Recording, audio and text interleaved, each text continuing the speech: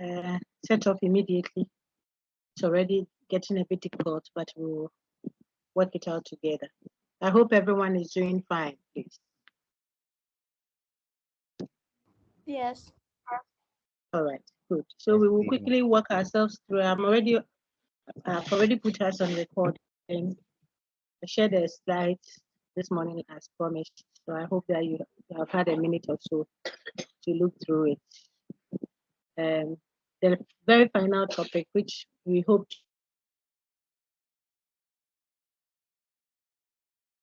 would be because we want to over elaborate, but if not, within a session we should finish. But I don't want to rush you at all. I want the sessions to be like a revision as well for the topics so that you don't feel overwhelmed by them.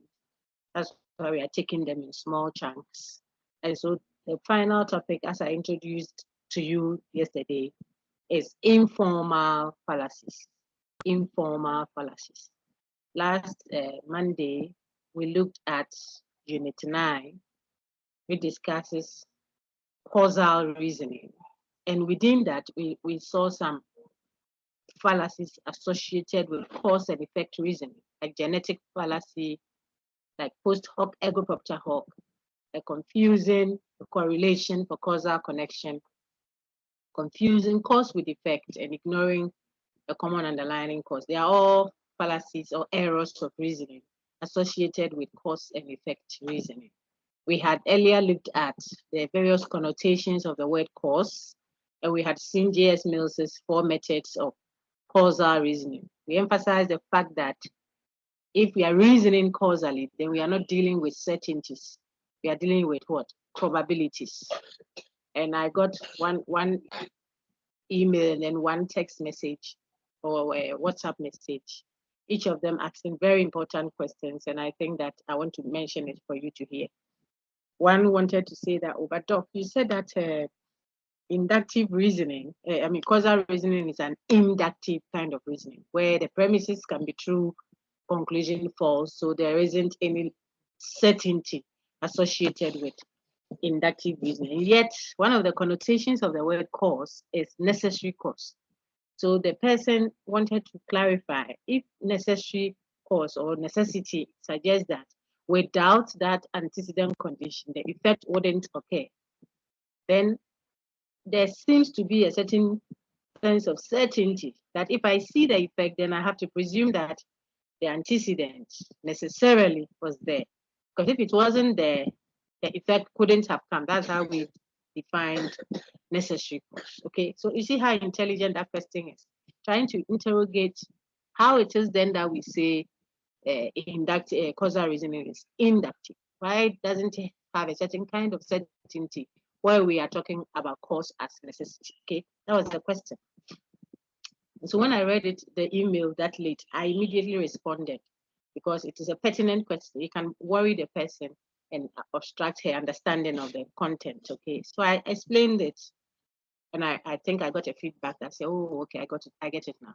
The point is, when we say it is a necessary condition, you understand that already. It means that the effect cannot come without that antecedent. In other words, the presence of that antecedent condition that we are calling a necessary condition, if that condition is present, the effect will necessarily come. Okay, if it is present, the effect will come. Without it, we can't have the effect. But do we really know? Okay, see the question of reality. Do we really know what made that antecedent condition come about at all? So let's use the football scenario. We know that for us to say we scored a goal, the ball must cross the line or must cross the bar, the goal line.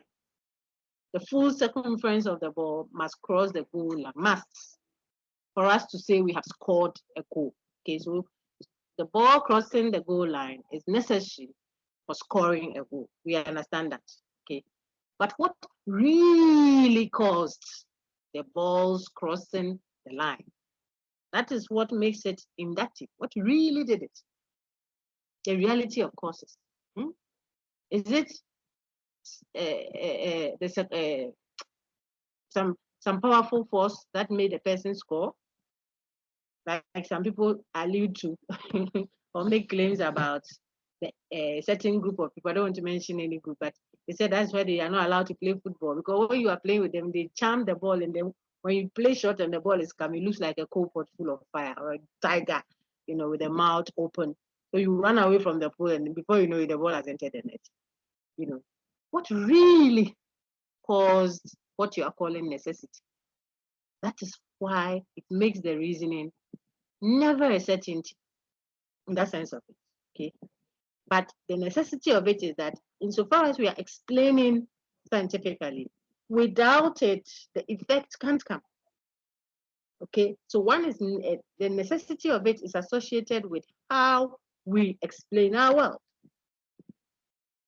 That is how we have decided to play football. We could have our own football game that we play. Then we say that no, it's not the ball crossing the net that makes it a goal.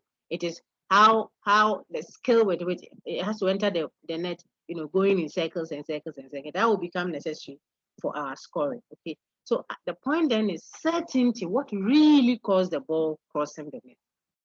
Someone will say, oh, the player curls the ball. He knows how to curl the ball. Someone will say it is because of the nature of the football. When we went to South Africa for the World Cup, people said the football wasn't good. The vuvuzela was noisy, but the football too was not too good. And the pitches were not good, and so forth, and so on and so forth. And so that is affecting the goal scoring. So what is causing less goals? It's not just because the balls are not crossing the goal line, but here people have other reasons that they think is what accounts for the reality of scoring. So you see that we are not talking about reality. In other words, what really caused it. So where we can be very certain that this is what really caused it. Okay, but we are talking about how we explain it in terms of necessity. And so I use that to help our lady, and I hope that most of you will receive that also to help bring clarity to you. So we'll go straight forward now to our unit 10, which deals with informal fallacies. And I introduced that last week. On your screen, you would see some of the informal fallacies. I said they occur in our everyday use of language. That's why they are informal. It's not a formal setting. That's one reason why we call them informal. The second reason is because these fallacies, these errors of reasoning, don't arise as a result of disobeying a certain pattern, a formal pattern of deduction or that we studied in Unit 6. No. See that when we studied Unit 6, we learned modus ponens pattern. If P happens, then Q will follow. P has happened, therefore Q will follow. It's a pattern, it's a formal. So there are rules to follow. And so if you disobeyed those rules in Unit 6 now, we would say you have committed a formal fallacy. I didn't make us dwell too much on those because of the mechanics there. But you would have seen fallacy that affirms the consequent, a fallacy that denies the antecedent, a false hypothetical syllogism, and those who are there. They are all called formal fallacies there. Why? Because there is a form, a pattern, a structure, an order that you must follow. Then you go against it. So instead of affirming the antecedent next before concluding with a consequence, you do it differently. So it becomes a fallacy, an error. That error is an error of the form. Okay, so that is why we call those ones formal fallacies. What we are going to deal with, there isn't any rule or pattern or order that you are required to follow, which you are disobeying. No. So we call these types of fallacies you are going everyday informal discourse when we are engaging normally. Not that we are wearing our logic coat and doing any serious calculation. Why we call these fallacies informal fallacies. Okay. The second one is we call them informal because there isn't any rule of form that these passages have disobeyed. No. So they are not disobeying modus ponens law or modus tollens law or hypothetical syllogism law or disjunctive syllogism law. No, there hasn't been any such disobedience.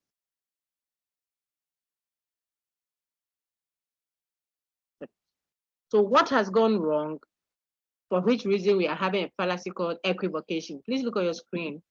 A fallacy begging the question, appealing to the to forces, appealing to pity, appealing to the people. These all have surnames and middle names. Okay. Ad hominem. Yesterday when we were concluding, I think it was Kwabena that asked the question about being sexist and whether when you are sexist, it will count as I think that he asked something about whether it has to do with causality. And I was trying to explain, or genetic fallacy. Yeah. I tried to explain that it would depend on how you presented it. The sexist argumentation, it could rather be ad hominem, even the ad hominem, the dyslogistic type. So we'll look at those in detail. That's ad hominem there. We haven't started looking at the content. I'm just pointing out the form. Okay, so equivocation, begging the question, appeal to force, appeal to pity, appeal to the people, the word people, populum, masses, plenty people, right? They all refer to the same thing. Ad hominem, attacking the person, appeal to unqualified authority. We like to call it illegitimate appeal to authority, or appeal to an illegitimate authority, are referring to the same thing. The person is an authority, but not a qualified one in the field in question. Okay, so it's an unqualified authority. Hasty generalization. You are in a hurry to conclude about the whole set just because you know something about a few of them. You use it to speak for the whole. It's called hasty generalization. You are in a hurry to generalize. See, the misplaced vividness. We'll look at that. Genetic fallacy. You've met it already, so you see that some of the work is done. Pseudo precision. We've seen the word pseudo earlier when we did Unit 7. And we were looking at pseudo-scientific statements pretending to be scientific when they are not. So now when you see pseudo-precision and we are labeling it as a fallacy, they should tell you that we call it a fallacy because someone is pretending to be precise, pretending to be exact, but we can see through it and we think that the concept being described over there cannot be exact. And that is why we are calling out that fallacy as what? Pseudo-precise reason. Okay, then the last one is semi-attached figures. 10 of them in all. We will take them at our own pace in a way that you will understand them and you can detect them when they are being, someone is committing them, and you can also avoid them when you are speaking. So we'll go one after the other. Before we do that, let's take questions if you have any. Please raise your hand if you have any questions. Okay, there's a hand up already. So I see 2 hands. Let me take Antoinette first, if it's a question. Then afterwards, we take Charles Lane and then start the reading. So Antoinette, go ahead. It's not a question, but I can't see you presenting anything on screen. Oh, really? Yeah. Can anyone see my screen, please? Yes, I also No, can. please. Please, I can see. Someone can. I can see, but your voice is breaking. Oh, really? Then let me put my laptop down. It's on my lap, so maybe that's why. So let me put it down. So some can see you people. Those who I thought the whole class couldn't see, so I was laughing at you. Okay, but if some can see, then I think we will have to. Let me stop sharing and reshare, and then we'll see if everyone can see and take off. Jocelyn, what was your question now, please? Please, I didn't have a question. I still can't see. Yes, I'm stopping sharing, and then I'll start resharing to see if you can see now. You should be able to see if some can see. So just a matter of I will stop resharing. I'll stop sharing and reshare. Okay, so I'm resharing now, and now I have rhetorical ploys and polemical tricks. Please, can everyone see? Yes. Yeah. Yes. Very good. Yes. Very good. It's fine. So this is the first slide that some of you couldn't see. What I'm projecting now is what was shown earlier.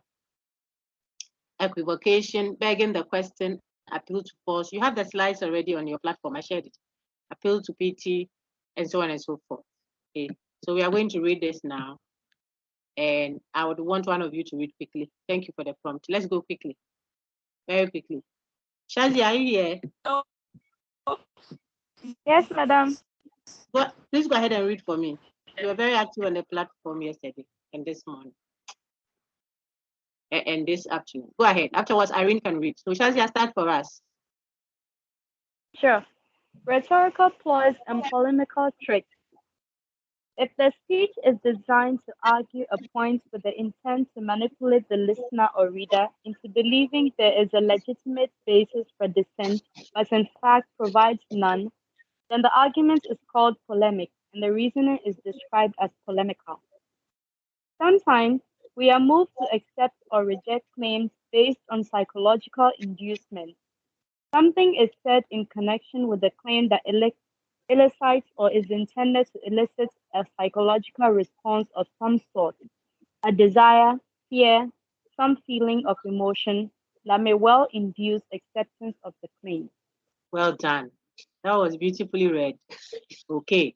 So rhetorical ploys, polemical tricks. We are just trying to understand what we mean by informal fallacy. When we say the fallacy is an informal one, we are trying to put flesh to it.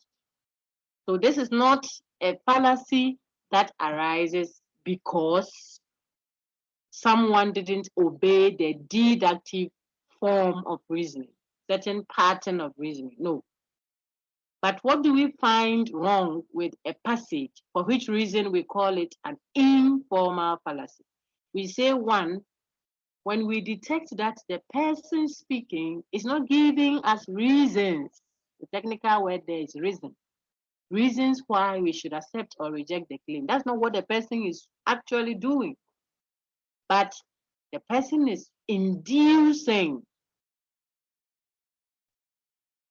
emotions sometimes, threats sometimes, the majority of people that follow the thing sometimes, circumstances about the object or the person. So that is what the speaker is doing. He is actually psychologically inducing us to either join him or her, to agree to the view, or join him or her to dissent, to disagree. So it is not reasons he's offering. He's not offering any reasons. If you were a critical mind, it's inducing, it's a psychological inducement. It's a diversionary tactic.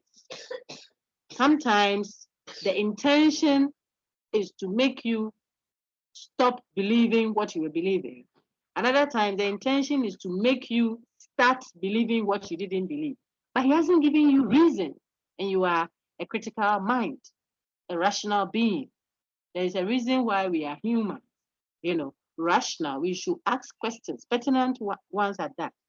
But people can induce you, emotionally blackmail you into accepting something. You take it hook, line, and sinker without asking questions. Critical thinking is keen on throwing light on these tricks. That's why we call them rhetorical ploy. It's a ploy. Or polemical trick, a manipulation, or what? Sweet talk. A sweet talk you rhetorics. Or I manipulate you, polemic. Did God say you shouldn't eat that apple? That is the sweet talking. Just as the person who is selling the product will also say, but this one, if you don't have some in your home, then you are lacking. Are you still using this kind of phone?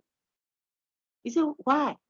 But this one, no, but nobody is using this now. Everybody is now on so and so phone or so and so phone. And if you're not careful, your very valuable, strong, durable phone will become a nuisance to you because of how the person spoke, appealing to what everybody is doing now, appealing to the masses. Diversionary. It diverts your attention from the subject matter to the number of people following. I don't want to go ahead of myself. So you had Shazia read to show you what we find wrong with these passages or these ways of supposedly arguing, which we are calling what? Rhetorical ploys or polemical tricks. Now there are ways of thinking about it. And what is on your screen I already said. When we have formal fallacies, they are also errors, but they are errors. What the pattern was. Modus ponens says, if antecedent, then consequent. Antecedent has happened, therefore consequent must follow. That's the law. Just swiped a Z from 1 to 3 and 3 to 9 and 9 to 12 or something, and someone else wants to unlock the phone and does it differently, the person cannot unlock the phone. Finito, because the pattern goes this way. If you disobey the pattern, that would have constituted, like I said earlier, a formal fallacy up there. What we are dealing with now is the second one in red on your screen. Please keep looking. The informal fallacies. These are errors and mistakes that has to do with what? The content of your inductive argument. Oftentimes, because you are using a defective argument, it's sick. The argument is sick, and you are using sweet talk. You are manipulating the speaker. Shazia, do the second slide. I've projected now, and Please, then I can ask someone else. You have a question? Oh dear, go ahead. Is it Felicity? Go ahead, Felicity. Please, with the rhetorical ploys and polemic tricks, please, are they like the same thing? Were we Yes, discussing one is sweet talk. Yes. So when I say rhetorical ploy, rhetoric, sweet language, yet inducement. You see, then polemical trick, manipulative language, yet diversionary. It is not giving you result. They are twins, two sides of the same coin. I can sweet talk you into being deceived. When we look at ad hominem, you see what I'm saying. I can say, oh, I think we should listen to what Felicity is saying about the fan. Maybe in class we want to switch off the fan, and then a colleague says, no. When we switch it off, the place will be too hot. Okay, then one of you is saying, oh, I don't think we should listen to what our other colleague is saying. So we ask you why.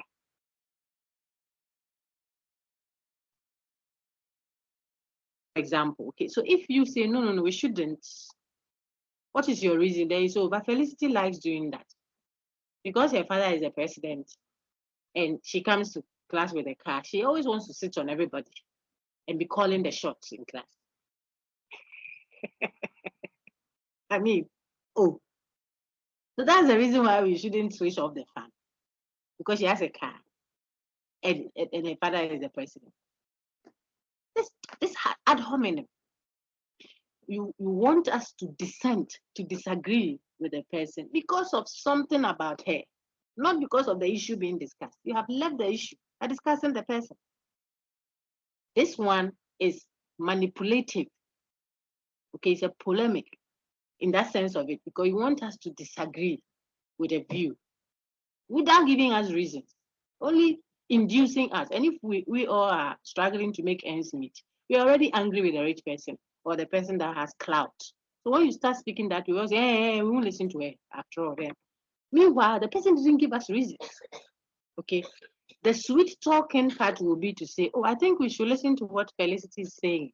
That's a bootlicker there. We ask, why do you think so? Oh, you know that Felicity is a soft-spoken person. And in fact, when she comes to class and she has food, she shares with all of us. Even if you have money issues and she's around, there won't be any money issues. Sometimes she's able to get information from there. Is that the reason why we shouldn't switch off the fan? You're talking fan in the lecture hall. Your reasons why we should agree with the ladies because of, there we go, sweet talking. You are eulogizing. So you see, it is ad hominem eulogistic, to eulogize someone, to praise the person, to bootlick the person.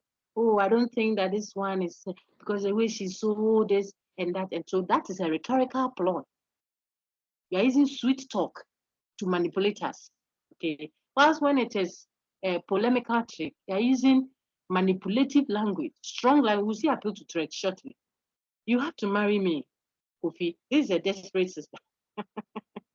So Kofi says, oh, but you know that. He said, don't talk, don't say anything. If you don't marry me, you can't work in my father's company after school. Hey, That's very manipulative. It's a threat. There's no job. So people say, oh, I'm married right now. Can we marry right now? Meanwhile, his heart is with Adwa, who is sitting there. But that is her father doesn't have a company. So that is manipulative. Okay. So the two, just to answer you, when we start doing the particular fallacies, I think I've already showed you two of them indirectly. You will see why they are two sides of the same coin. Either you sweet talk the person to induce them psychologically, or you manipulatively talk a person. That one is not necessarily a sweet talking. Sometimes it is threat. Sometimes you invoke pity. You're going to see them. Make the person emotional. The judge is going to make a judgment on the case. And all of a sudden, the sister that is convicted said, Auntie Judge, before you continue, remember that you are a mother. You're a mother. You're a woman like me. All of a sudden, you demoralize the judge. The objectivity is trained. You see? So it is a manipulative language. It's a manipulation.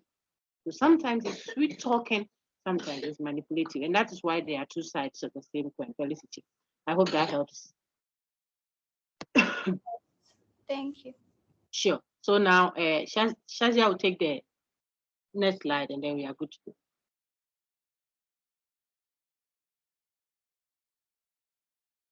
Shazia, please read kinds of informal fallacies. That's what I'm projecting now. Okay. Kinds of informal fallacies. Yeah. Fallacies of relevance. Where the premises are not logically relevant to the conclusion, changes the subject. Fallacies of weak induction. Where the premises are relevant to the conclusion, but they do not support the conclusion in the way intended. Fallacies that manipulate language and statistics. Fallacies to do with how we use language, mathematics, or data to deceive others to accept our claims. Well done. Well done. Now, people, you are the doctors in the making. So my analogies will help you. These are all fallacies, but they can be grouped. So think of how infections can be either viral infections or bacterial infections or fungal infections. Okay, the particular disease may fall under one of the infection groups. So the particular fallacy, whether it is ad hominem, whether it is equivocation, whether it is a appeal to masses, that is the particular sickness. So it could be COVID-19, it could be HIV. COVID-19 is not HIV, yet they both belong, if I'm right, to viral infection. Okay, so if you got that, that is what is happening here. We are showing you three categorizations of fallacies. Those that border on the relevance of your premise to the conclusion. You are trying to argue, but we query your argument by telling you that, look, the premises you want to give to support your claim are irrelevant. They are not connected to the conclusion you are drawing. So even if we accepted that premise to be true, it doesn't relate, if you like. It doesn't connect to the conclusion you are drawing. It's irrelevant. So the error we find, fallacy means error. The error we find about your claim has to do with what? The relevance of that premise to the conclusion. That's why we call them fallacies of what? Relevance. And you would see that just by that one, you see the fallacies that change the subject. It means they shift attention from the subject matter to something else. They are diversionary. It's a diversionary tactic. I divert your attention from the issue to the number of people following that issue. Let's look at some fallacies that may belong there. We will look at that shortly. Okay, so keep in mind one group of fallacies. For our purposes, we can call them the viruses. Okay, so that you can easily pick, infections that are viral and say, oh, HIV is one, oh, COVID-19 is another. So now we know that fallacies of relevance is a broad category. They are all fallacies, meaning they are all infections. But the ones that we have called fallacies of relevance ultimately will shift your attention to something that is irrelevant to the discussion. So you see, appeal to masses will be there. Appeal to threat will be there. Appeal to pity will be there. When you have to give me reasons why I should accept or reject a claim, then I'm invoking pity. You'll see some instances. Ad hominem will be another. You don't show me why we should accept or reject the claim. You talk about the personality, things about the person. No, he cannot be president. You say, why? You say, oh, he's too short. It happened here. These things, these examples, we pick them from the radios and discussions and, the atmosphere. That's how we gather data, because it's critical thinking and practical reasoning. Okay. So the person says, this one can't be president. We say, why? Give us reasons. Oh, maybe he's not 18 years old yet, and our constitution doesn't permit that. He's not even Ghanaian. His passport says it's this. You are giving reasons. Eh?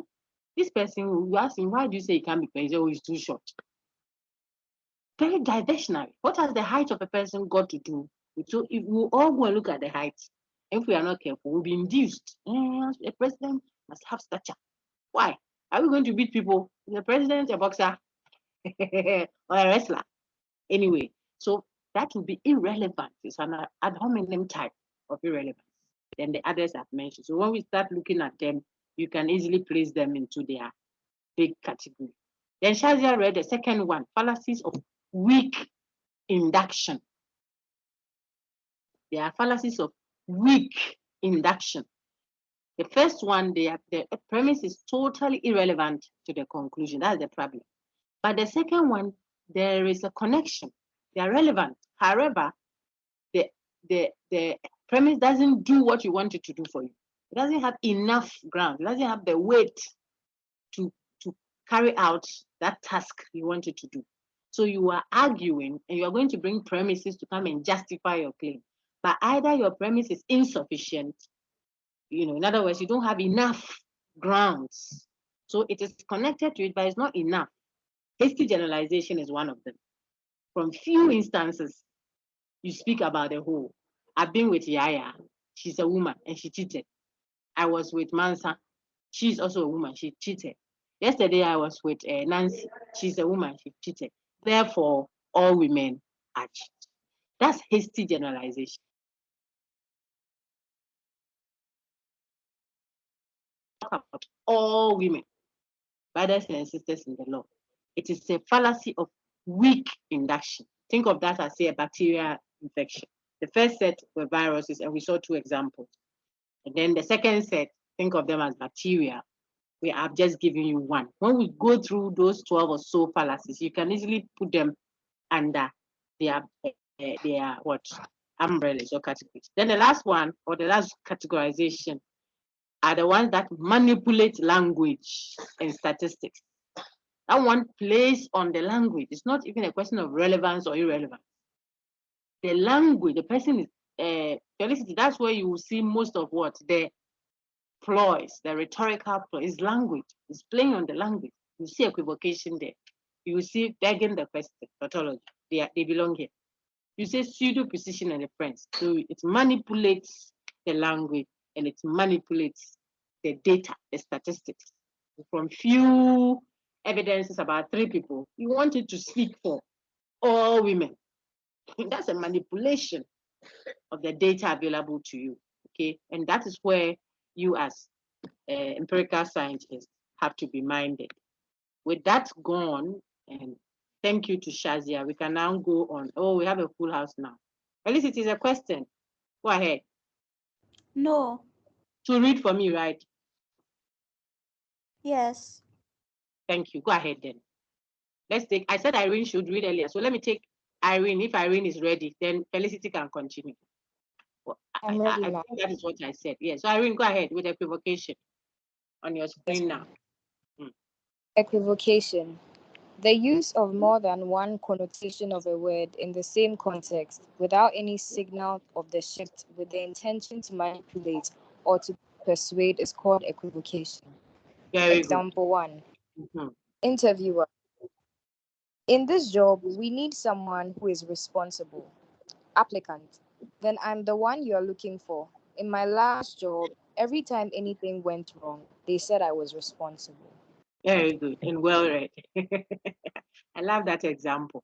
So see equivocation at play. We learned equivocation in Unit 3 when we saw connotation, denotation of a word after definitions. Then we saw how you can shift from one of the connotations of the word to another and make it look as if the meaning hasn't changed just because the word is the same. That is what is happening here. The interviewer is looking for someone who is responsible for the job. The quality of being a responsible person is what the interviewer is looking as he places someone into the job. The applicant, the one applying for the job, says, oh, if you are looking for someone who is responsible, yeah, then I'm the one. Because where I came from, whenever something got missing, they said I was responsible. These are two different connotations of the word responsible, being used as if they mean the same. The applicant is equivocating and he will be sacked immediately. He will be asked to go out and call the next person. Because what the sense of responsible he's using is he's the one that steals.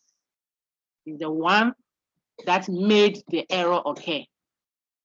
Meanwhile, we are looking for responsible as someone who ensures that deadlines are met.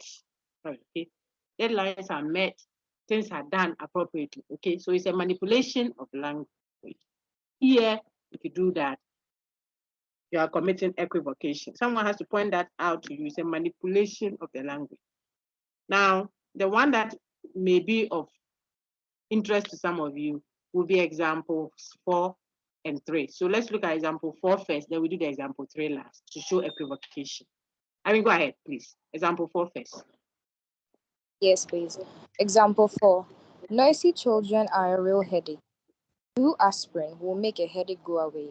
Therefore, 2 aspirin will make noisy children go away. I think we went through this one also. So I'm not asking so much for feedback because I know you know those. But just to remind you, see, noisy children are a real headache. We are using the word headache here to mean that they worry. When you have noisy children around you, they worry, they can worry you. It is not talking about physical headache, I mean headache in the head where you have to take in medicine. But there is another use of the word headache, another connotation of the word headache, which means physical pain in the head, where you take in tabs or pills or syrup to get it away. That is what is happening in the second use of the word headache in the passage. So the second one says 2 aspirin. Aspirin is a painkiller, I think, will make a headache go away. This second use of the word headache and the first use of the word headache are not the same. But look at how the speaker concludes. He says, therefore, 2 aspirins will make noisy children go away. If the children are making noise in the compound, you go to your room and drink 2 aspirins and see if it will make them go away. They won't go. You can drink 100 aspirins. They won't go because that is not what the first sense of headache means. You just have to look for some toffees and call them and say, come and collect toffee. And for that 5 minutes or 10 minutes, maybe you can have some respite whilst their mouth gets busy with the toffee. After it's finished, they are back making the noise. You won't take noisy children away by taking 2 aspirins. The point I'm trying to show you with all this is the equivocation, equivocal. I'm moving from one of the meanings or connotations of the word to the other without a signal. It is not clear. So if the person doesn't look, you shortchange them and you are in. It's a ploy.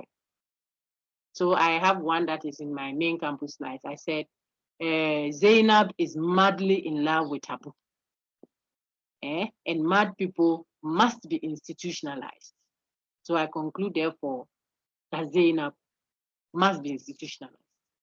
Institutionalized, you are the medical food, meaning put into a home and then, taken care of. You don't allow them to move around. You put them in there, you give them the luggage and so. Because I said Zainab is madly in love with Abu. And mad people must be put in an institution and locked and prevented from coming to the public. Recently, one such came out and just picked a big stone and hit a woman's head and killed the woman, just like that. Yeah, if you arrest such a person and kill the man, it's a woman, mentally sick person who stoned someone to death. And then you say you've arrested that man, why are you taking her to? The person is sick. she should be kept in an institution. So that is not in contention. But see, Zainab is madly in love.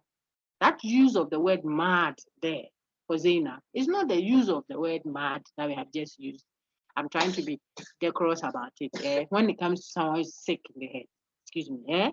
So when you confuse the two and say, therefore, Zainab must be institutionalized, you're equivocating. Someone has to prompt you. You see that all those look a bit trivial and accessible until you start entering the law court and you talk freedom. The ones we saw in Unit 3.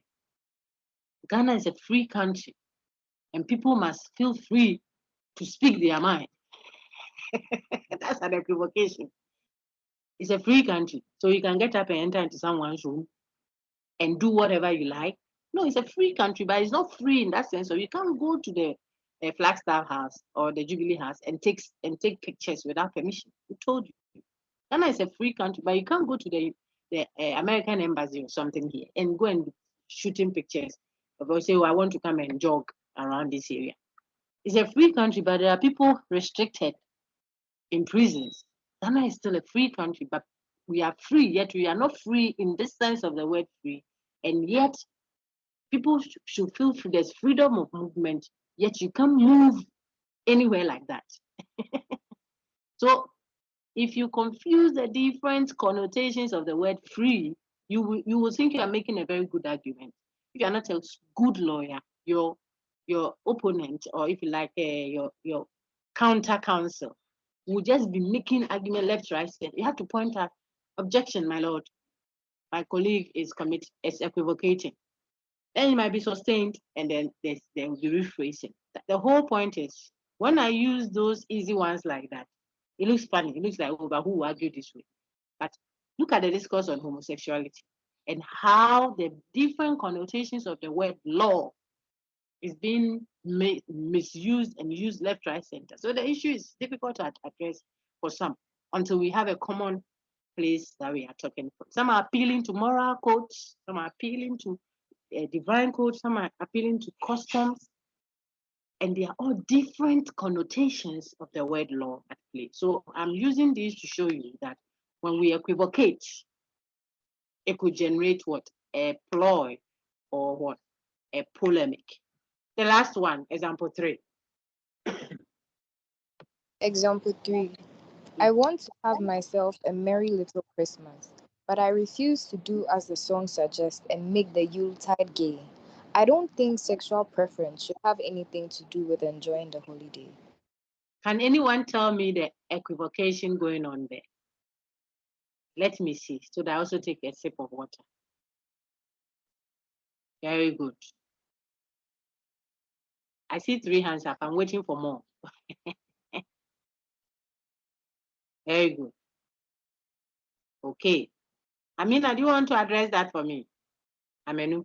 Yes, please. Please go ahead. Yeah. In this case, the word gay is being, the person is assuming the word gay in the song means homosexual when it really just means Very happy. good. Very good.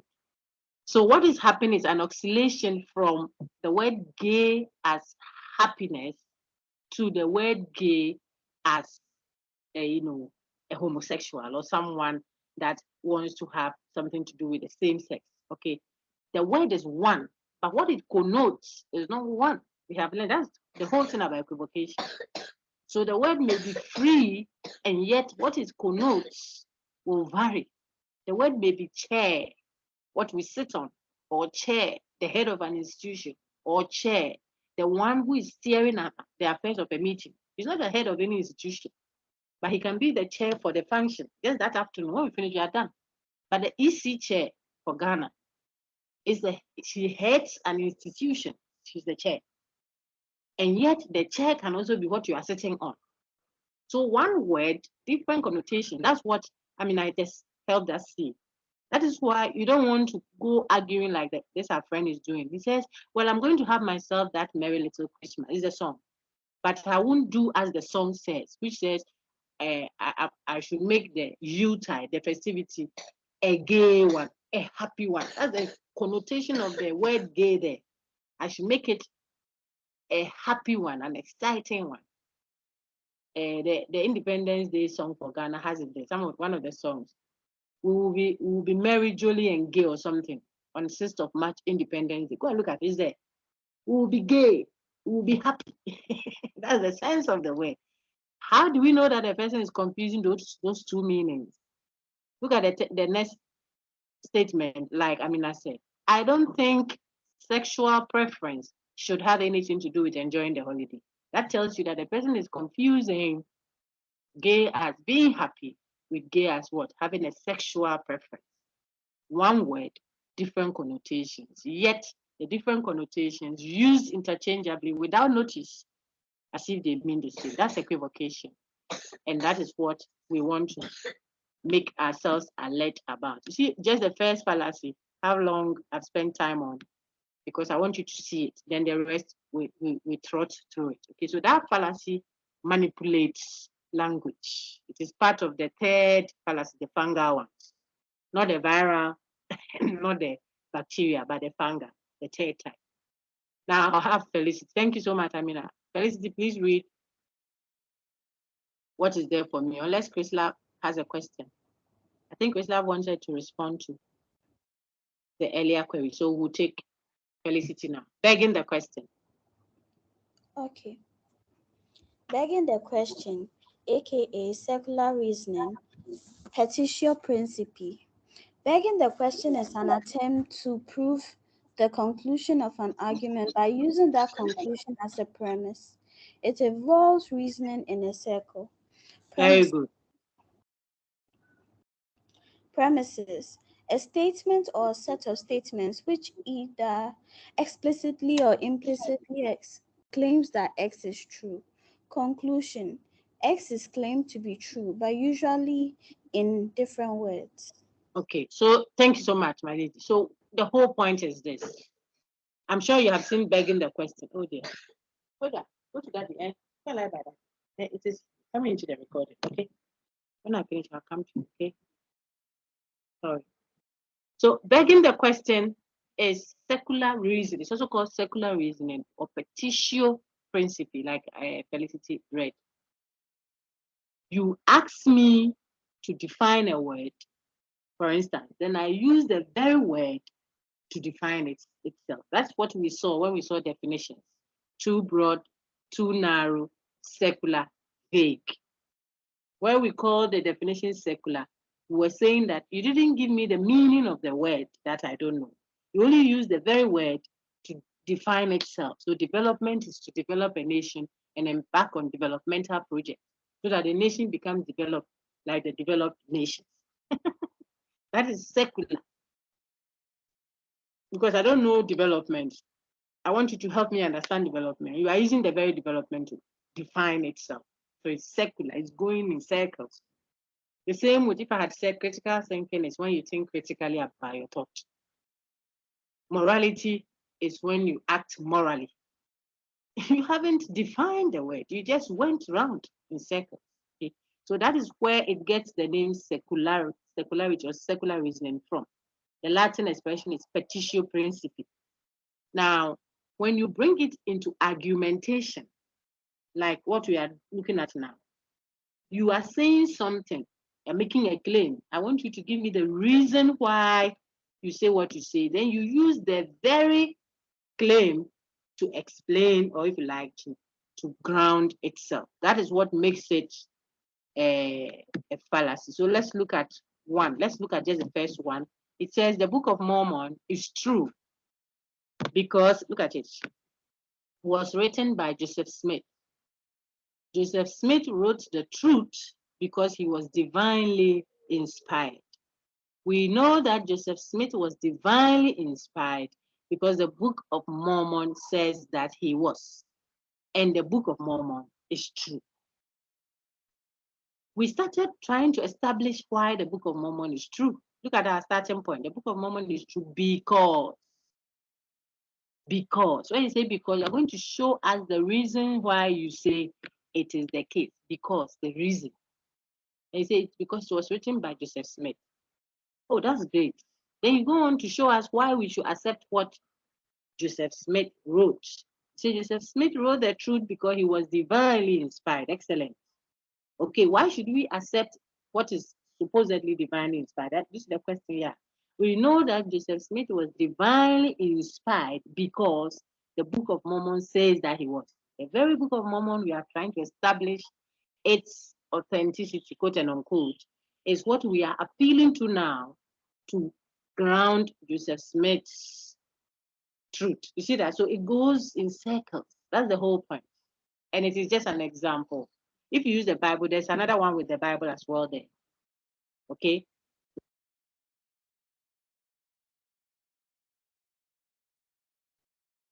To ground it, you go in circles. That is why we don't have to think that we can use human strength to convert anybody. So the whole point is, instead of giving us reasons, we go round and come back to the same claim that we want to support. We use the very claim to support itself. And that is what we mean when we say begging the question.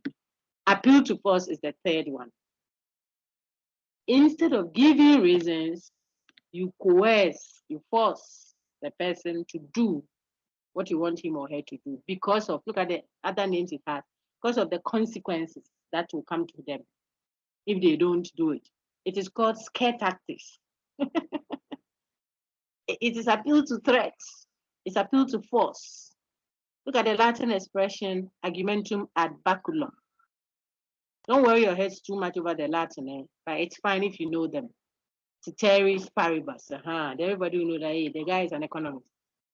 See, argumentum ad baculum, argument of force.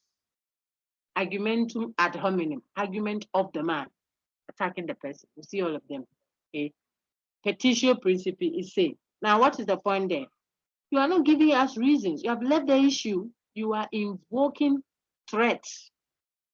Sometimes explicitly, sometimes implicitly. Okay. So argumentum ad baculum or appeal to force. Some examples.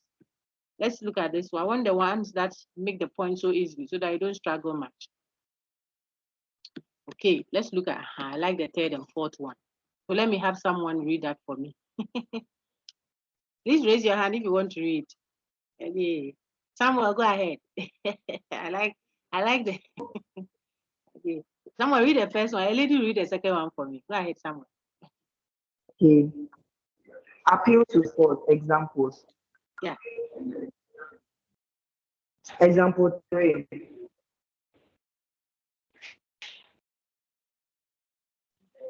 Johnny, of course, I didn't after all. I'm trying to let your sister today. Johnny, thank you very much. I think your reception was not too good. So let's see if someone else is able to read it for me. I said Johnny, so because you read Johnny, I'm calling you Johnny. Elvis, go ahead. Let's see if you have a clearer one to help Soa. Go ahead, Elvis. Example 3. Yes. Johnny, of course, I deserve the use of your bicycle for the afternoon. After all, I'm sure you wouldn't want your mother to find out that you beat her. Exactly. I'm sure you wouldn't want, yes, you wouldn't want your mother to find out that you beat your sister. That's the only reason why. Yeah, that's the only reason why you have to let me ride your bike. You can imagine that Johnny won't hesitate at all. You say, ride a bike. Oh, not only today, even tomorrow to add it. Especially if Johnny's mom is not the one that easily lets things go like that. It's a threat. Look at example 4. Either you marry me. Oh, no, I said someone, a lady will read it for me. My lady's one. Princess Alabi. Princess, read that one for me. Read it like a lady. Okay. Example 4.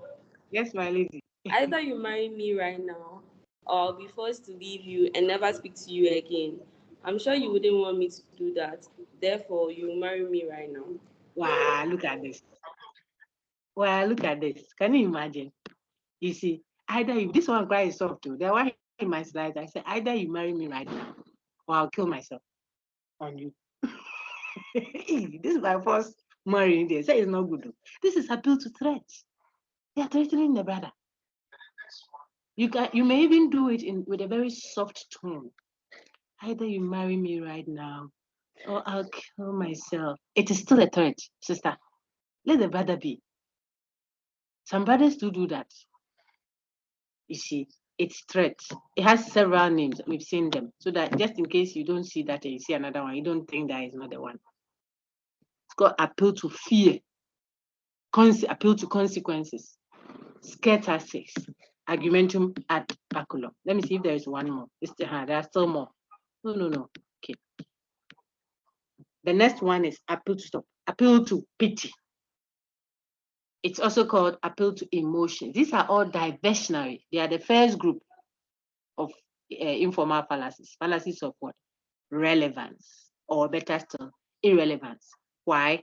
Because we divert your attention from the issue and invoke either pity or threats or emotions or force, etc., to make you feel convinced, when in actuality we haven't given you reasons. We just scared you, or we made you feel pity on us, or we made you draw your attention to the number of people that are following it, and so on and so forth. So this is the fourth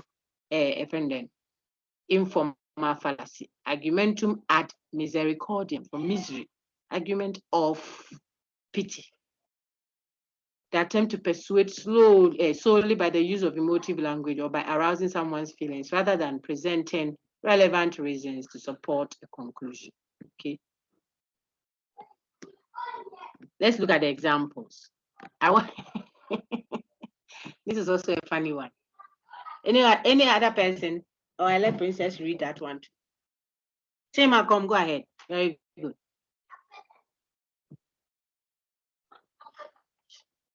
Tim, read example one, please. Hello. Yes, sir. Go ahead. Example one. Please, sir, I deserve a better mark than an F for UGRC 150. Look, my parents just got a divorce. If they see that I got an F, they will just blame each other. The fighting will start all over again, and I'll be very sad. These are sometimes from our slides too. Yeah, from my emails that we receive. That is why sometimes when you read them, then I'm laughing. Yes. Okay. The reason why the student says he deserves another mark, in fact a better mark, is because his parents have got a divorce. If the mark doesn't change, they will start blaming each other. They will start fighting all over again, and the student will be sad. For this reason, you must get a better. We'll talk to that, please. For this reason, they must get a better mark. Can you imagine? That's appeal to pity. The sister will go for an interview. Then they ask, why do you think you qualify for this job? Then the sister says, I have suffered. I have suffered. Oh. That's the reason why. Even the queue the people who are coming for the interview, I'm the only girl in the queue. You know, right now, my mother is sick at the hospital, and I'm the one that takes care of her. That's the reason why you should be given the job of an accountant. Then our money will be used for a. Don't do that, my dear ladies. You won't do that. But I'm saying that don't let. We see people that invoke pity. God didn't say, "Come, let us cry together." He knows your situation, but He says, "Come, let us reason together."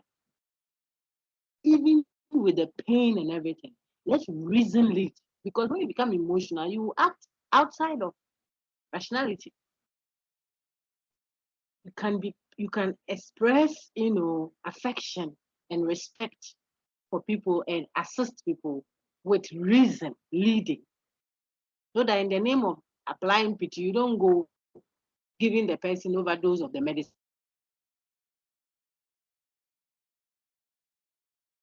Okay, so invoking pity in people is not healthy. You can say the lady in the queue, for the interview could say that, I think that I'm the best person qualified for this job you are giving me. You are interviewing us for.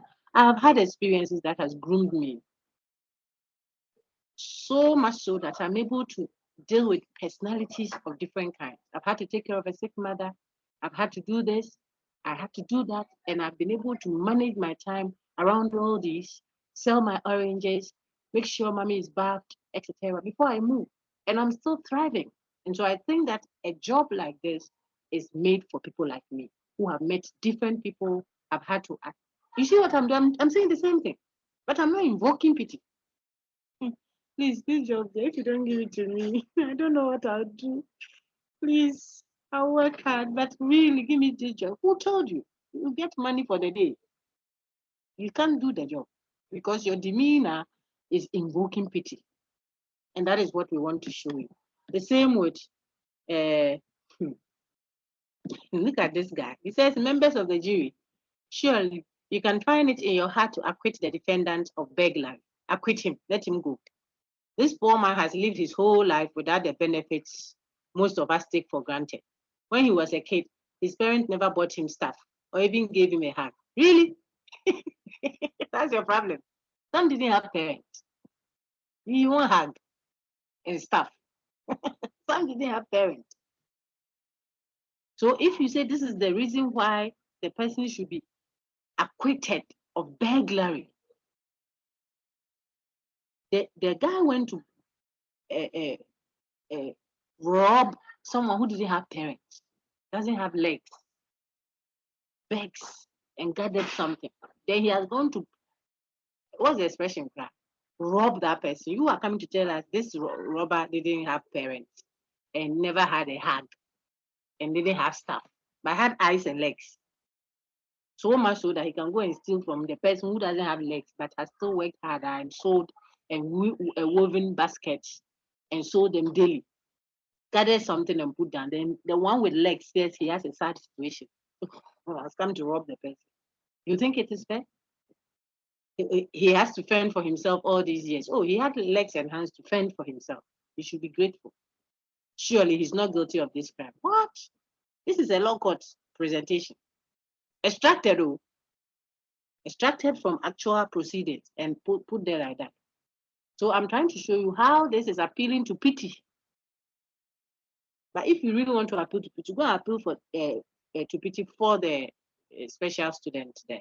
Okay, that's the whole point. And we could go on and on and on and on to show you more. What have we done so far of the informal fallacies? We've done 4 main ones. What are they? Let me see if you recall. I want chorus answers. You can unmute and mention those that we've done so far. Try it yourself and let me see. Equivocation. Very good. Equivocation. Good. Begging Don't the worry. question. Begging the Appeal question. to for. Appeal to for. Appeal to pity. Appeal to pity. Okay. Very good. You are all there. I wanted to know if you were there. You really are. We can add 2 more and then we end for the day. And we do the next half later. I think that's a good deal so that it can simmer well. It doesn't feel all rushed up like that. So the next one we will add is appeal to the people. I already showed you that has several names. The people said, Saul of Old Testament in the Bible. Oh, I went to do the sacrifice because the people were getting agitated and the people. Look, if you are not careful, you let the people lead you into wrong acts. The fact that plenty people say something doesn't mean necessarily that it is right. There has to be something that the plenty people see in that object or in that thing that they are following. Look for that thing and follow it, not the people. Okay, maybe the product is durable. I always say that. So look for you to follow the durability of it and say, that's what I'm buying. Don't say, well, a lot of people are buying it. Because a lot of people could be wrong about what they say they see. A lot of people voted for that power, presidential power, whether in Ghana or anywhere. 4 years after, also, depending on the nation, 5 years after that, what a lot of people said, they said it's wrong. They themselves have said, we were wrong. Then they go and vote for someone else. Telling you that the fact that majority say crucify him, doesn't make it right or wrong in itself. You are a critical mind. So the people brought the sick person or the one that is flooded with, I don't know the expression to use, brought the supposed suspect to your hospital setting. Oh, he's a thief, he's a thief, he's a thief. Plenty people said it. You have to have the calmness of a cat. A cat has seen a mouse. It is calm. It is looking away as if it doesn't know. It's the dog that barks. Whoa, whoa, whoa, whoa, whoa, whoa. No, no, no. Calm down, because the majority could be wrong. It could be. Now, what are the other names for appealing to the people? Grandstanding, grand, big. I think some of you do a little French, right? When I said my bonjour, I got some responses there. Okay, at least bonjour, comment ça va there?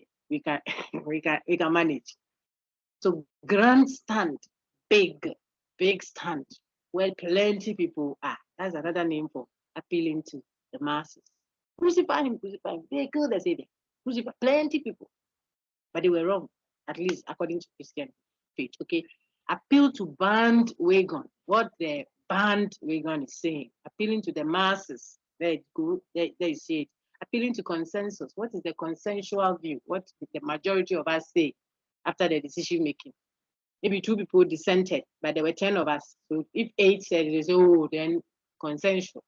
That's the consensual position, consensus. It's about the majority. The majority could be wrong, people. They could be wrong. Argumentum ad populum. Argument of popularity. Okay. So I think that one is straightforward. Let's see some of them. You should read Manasseh Ajuri's latest novel right away. It's sold over 1 million copies. And practically everyone in the media is talking about it. Does it necessarily then make it good? I could sell, pardon my language, pardon it, excuse me, Papa, let me say some dump, useless. I just have, if you like, let me just go and wear some tattered something that I suppose is part of my body. That's an University of Ghana lecture. And post it on my YouTube channel and see the views I'll get in 5 minutes. So if you just work out the worth of something, the value of something by the following it has, it is a sick mentality. You see, we have to be interested in what plenty people are following. No 2 ways about it. But look at why they are following. That's the whole thing about what appealing to the masses. So plenty people are buying this product. Don't let the salesman tell you that, hey, right now you have to get this product, maybe a torchlight or, and then you say, why should I get this? So, but everybody's buying it now. I will drive up. When you say that, I will go. It will put me up. I'm not everybody. Look at me very well. I'm me. Tell me that this one, you don't need to charge it to. Like I said yesterday when we were discussing the genetic fallacy about the Chinese product and the American. Tell me that this one, it is solar. It can use batteries. It can use electricity. You can use the sun to charge it. It lasts for 7 days. If you charge it today, it is not heavy, so you can put it in your purse. You are giving me reasons. You may even be lying about the reasons. I respect that, because that one is a lie. You try to play on my, but why you make me look like I am a child? You tell me, look, plenty people are buying it too. If you don't buy some, or this pony, put my pony on my forehead. I want to ask you why. I say, well, that is what everybody is doing. Everybody. I look like everybody. You see, it's appealing to the masses. And so the second example is saying the same thing. I can't believe you don't have a smartphone yet. Why? Practically everybody today has one. Surely you'll buy one right away. Hey, pressure, pan, sisters. This one. Everybody's getting married. Though. Why are you still there? Everybody. Am I everybody? Marriage is good, but let me go. I've just told you what they are facing when they went into marriage unprepared. That's the whole point.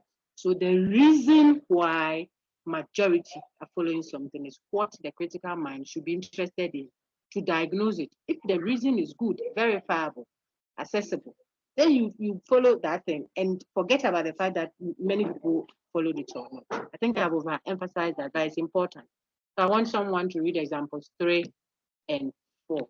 Maybe we'll do just example 3 and do the last one and end. Oh, as soon as you say it, your hand goes up. I like that one about the class. Not a hand, more hands. Nana could be quiet. Example 3.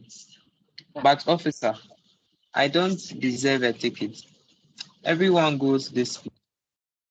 If I went any slower, I wouldn't be going with the stream of traffic. He said, oh, but this everybody does this thing here. Eh?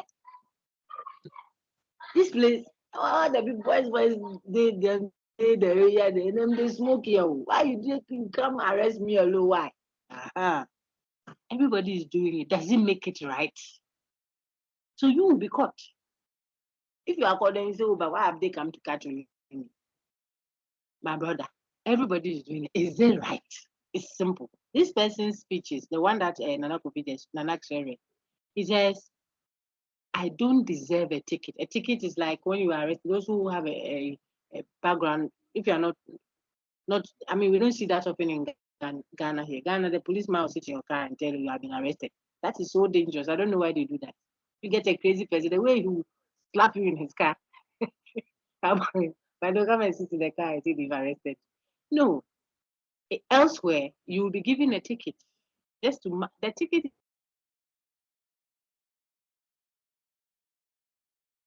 The money has will be billed for jumping traffic or over speeding, or sometimes if it continues, your license might even be taken and you can't move around. Okay. So he has been given a ticket, like a charge, they're upon a charge. And he's trying to say that, oh, but Master, why is it only me? See the next statement. Everyone goes this speed on this stretch. Where we are now, that's how everyone is driving here. Why is it that we are picked only me? My brother, everyone is driving that way. Is it right? Is the question. Don't appeal to what everyone is doing and make it look as if because everyone is doing it, it means it is right. You are appealing to the masses. I don't want to give any example, but you are the medical. When you enter into your medical institution, don't say, oh, but everyone is aborting. I mean, all the facilities do it too. If it is not a healthy abortion, one that will save the mother or the child, excuse me, the mother, what business do you have doing it and encouraging it? After all, every health institution does it. You must have policies and be convinced that this is why you don't do this here. This is why you do this here. Simplicity. Reasoned out. Not everyone is doing it. You will commit appeal to the masses. And then finally, on the sixth one, where we hope to end for today, then we do the next half after you have done some good reading on it. Ad hominem. I have almost finished everything ad hominem already. Argumentum ad hominem. Argument against the person. Homo sapien, so hominem. Argument against the man. Argument that attacks the person. It leaves the issue, attacks the person. Look at some examples. Don't mind what he says. You know that he is a lying, ignorant MPP man who has a person. This is a quotation. We heard it on the radio and we say, hey, come and see ad hominem, and we wrote it down. Okay? He is a lying, ignorant MPP man who has a personal interest in the matter. Example 2. Friedrich Nietzsche's philosophy is not worth the paper it's printed on. Nietzsche was an immoral reprobate who went completely insane from syphilis before he died. It is as if the person is giving facts. No, he's insulting the person. That's not the issue. We are talking about his philosophy not being worth the paper. His philosophy, his ideas. What has it got to do with his person? We confuse the two. Okay, that's why it's ad hominem. Let's take some more examples. I want some this logistic and eulogistic one. And because I want you to remember, someone should read that. We are finishing there. Chill. We finish right now. The ad hominem, 2 types. The eulogizing one and then the dyslogistic. So the eulogistic and dyslogistic. I've seen these 2 hands. So can I have some new hands? Otherwise, I'll have to call someone else. Some people have not spoken at all. I'm taking attendance. Take it that you are all here, but some haven't spoken. I don't even know the name. When you send me a message, I'll struggle to. Very good. The hands are going up now. Let them go up. Lauren, are you there? Don't like put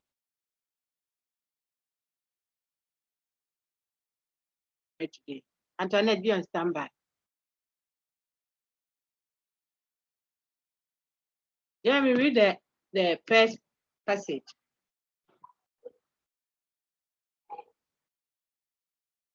The logistic and eulogistic ad hominem.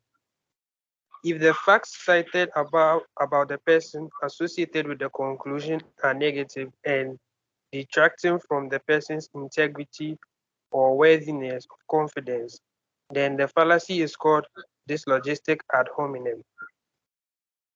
Very good. How about the eulogistic one? Okay. If pleasant and laudatory facts are cited about the individual responsible for or associated with the conclusion, then the fallacy is called eulogistic ad hominem.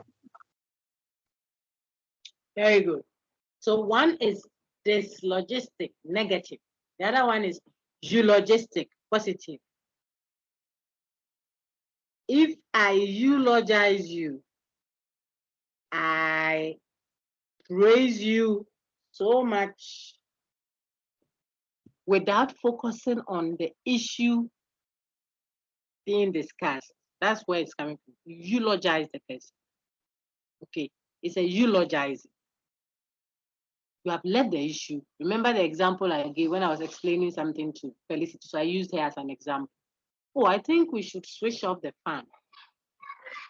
Then someone else says, no, I don't think we should. We ask the person why. He says, oh, because Felicity, she likes imposing herself because, I don't know, because she has money and this and oh.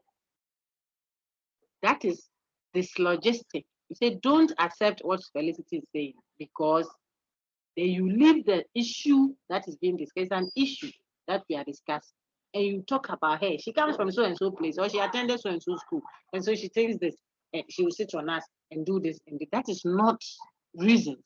That is diversionary. Either you are jealous or you have your own problem. This particular one where you reject, like the example I gave, is dyslogistic. I'll ask you to create fallacies, and I'm sure you can. But where you also go and say, oh, I think we should listen to what Felicity is saying. Please, let's be patient with her and keep the fan off. So we say, why do you say so? Oh, maybe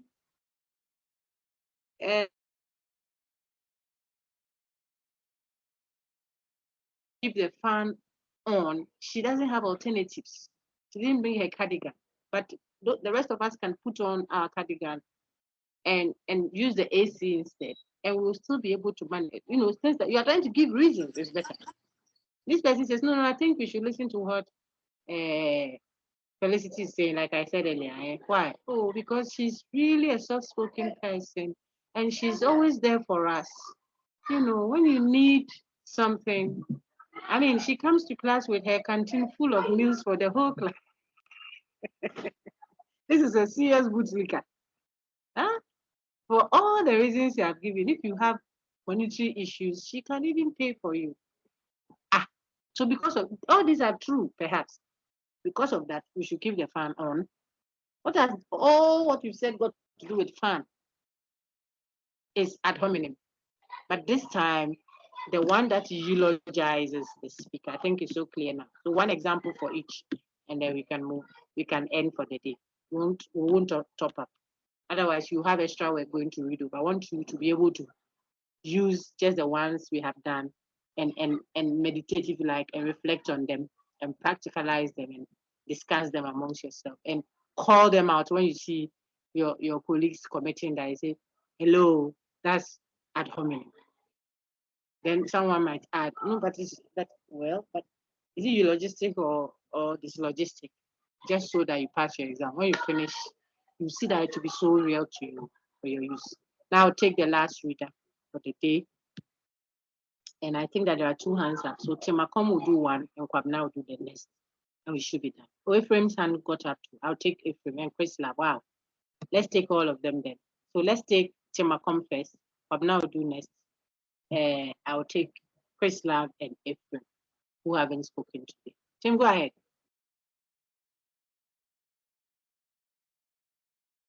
Hello. Hello, sir. So Christine has argued persuasively that Parliament should support stem cell research involving fetal tissue, but Christian has no morals at all. She has sex with any man who walks through the door, and she has had 3 abortions. No one with morals should listen to her. That's this logistic. I think the name should have been repeated. It should still be Christine. So it's a typo. You are discussing what the person said. The argument she presented in Parliament was persuasive. If she presented argument for something, stem cell research, focus on judging that argument for its merit. You see, there's a reason for that. You may be dealing with wrong information about the person's personality. It may be wrong. It may be a value-oriented assessment of the person. See, you may not have access to all the intricate matters surrounding people's person. That is why it is not good to mix that up with the facts. When you're dealing with matters of fact, don't use your perspectives about it. Of course, that background information is useful for you if you were employing someone into your company, for example, and the person's brother is a thief. And the person uses the resources they get to come in and they hide it at home. And that brother who is sitting in front of you knew about it. Then when you are bringing him into your company, you want to be careful, you see. But you don't make that a matter of what? Discussion.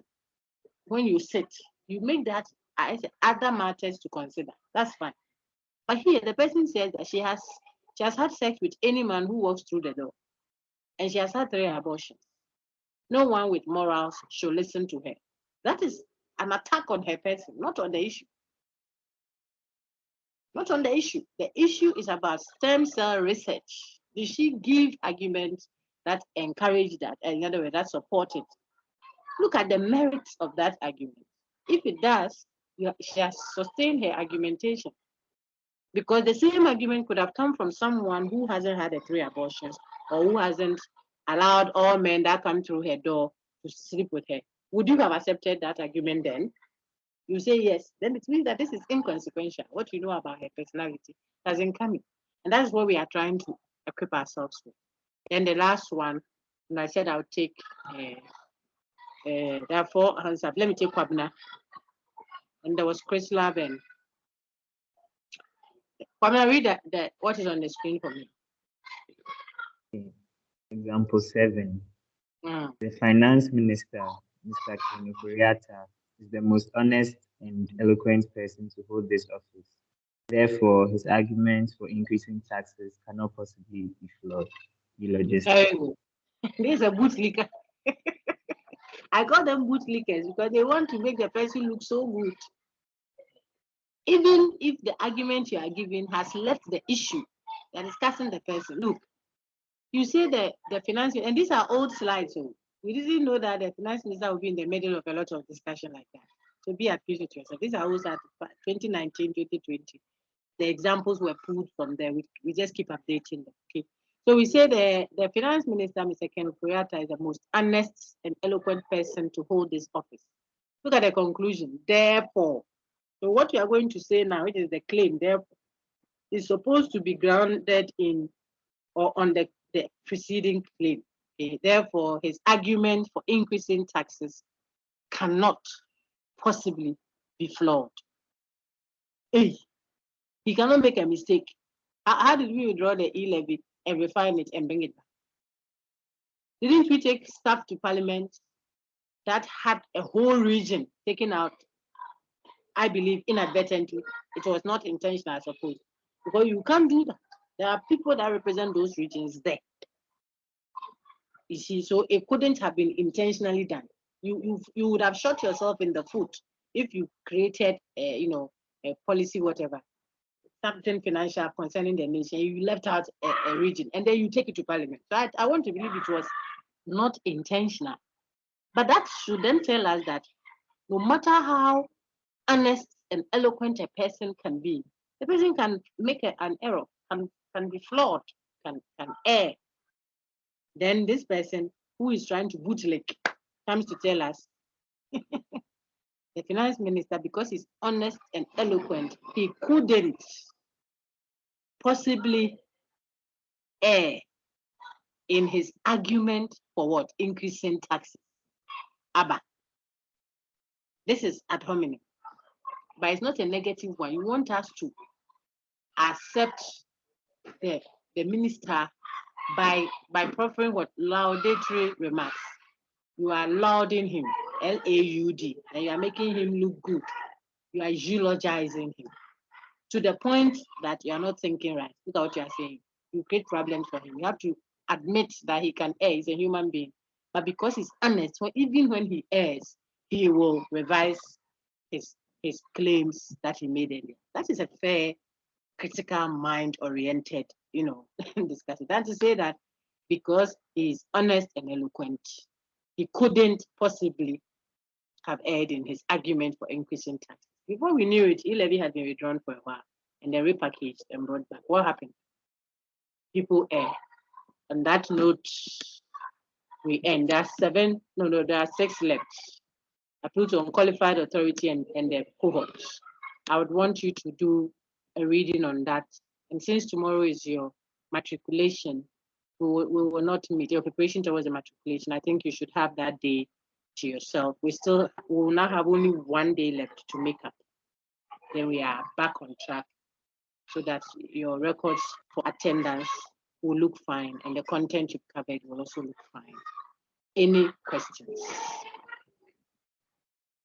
I couldn't get anything for my 2 folks who raised their hands later, but I think that I've made a note of that. If there is any opportunity later, you have the first point of call. I think it's Antoinette and then 2 others. Any questions? I see. Okay, let me stop the recording.